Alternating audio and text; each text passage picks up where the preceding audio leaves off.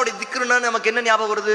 சுப்ஹானல்லாஹ், அல்ஹம்துலில்லாஹ், லா இலாஹ இல்லல்லாஹ், அல்லாஹு அக்பர், லா ஹவுல வலா குவத்த இல்லா பில்லாஹ். இதுதான் ஞாபகம் வரும். இது மட்டுமல்ல, காலுக்கு செருப்பு போடுறோம்.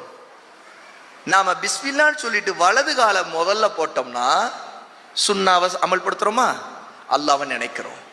கால்ல செருப்பு போடும் போது கூட அல்லாஹ்வை நினைக்க முடியும். நம்முடைய வலது கால் ரசூலுல்லாஹ்வுடைய சுன்னாவுக்காக வலது கால முன்னாடி முற்படுத்துறோம்னா அல்லாஹ்வை நினைக்கிறோம்னு அர்த்தம். இல்லைனா அல்லாஹ்வை நம்ம நினைக்கல, அல்லாஹ்வை நினைக்கல. நாம எப்படி வேணாலும் நடந்துக்கிறோம்.